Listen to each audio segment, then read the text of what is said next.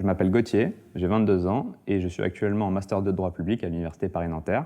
Cette formation est dispensée par l'UFR Droit et Sciences Politiques qui assure les formations de droit et de sciences politiques, mais aussi des doubles licences comme droit économie ou encore droit histoire.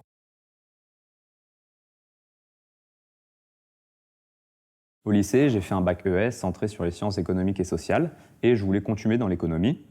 Ma professeure de terminale m'avait parlé des doubles licences et du coup, j'ai décidé de m'orienter vers une licence d'économie et de droit.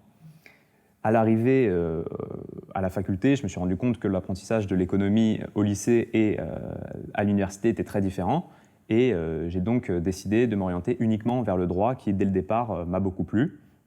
À l'issue de ma licence, je me suis orienté vers la branche du droit qui me plaisait le plus, à savoir le droit public.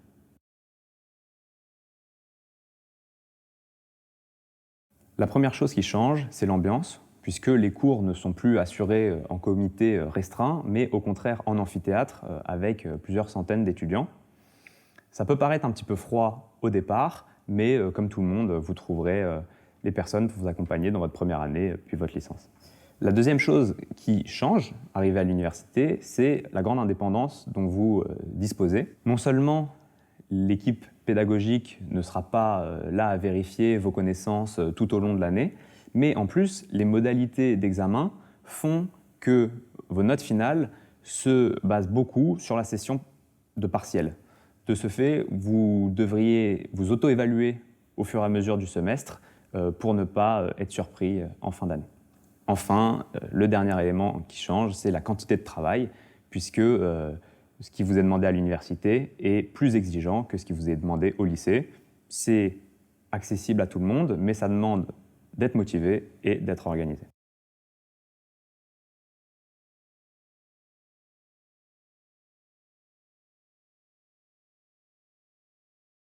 Dans une semaine typique de première année, vous allez avoir une vingtaine d'heures de cours, dont environ 5 en travaux dirigés.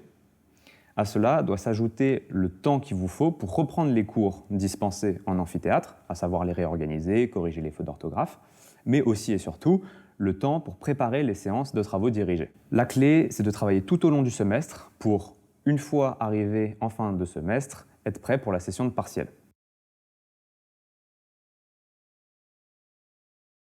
La première chose, c'est la centralisation du campus, à savoir le fait que la grande majorité des activités soient concentrées directement sur le campus de Nanterre. Ça permet d'éviter le temps passé dans les transports, mais aussi de se sentir bien sur place. La deuxième chose que j'aime beaucoup, c'est le nombre d'activités qui sont disponibles sur le campus.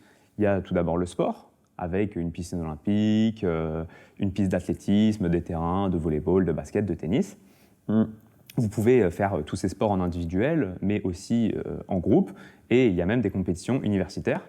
À ça s'ajoutent évidemment les associations et les syndicats, donc de tout type, des associations humanitaires, des associations de camaraderie, mais aussi des associations d'œnologie par exemple. Enfin, la troisième chose qui me plaît, ce sont la quantité d'événements universitaires, que ce soit des colloques, des rencontres avec des professionnels, mais aussi parfois des projections de films.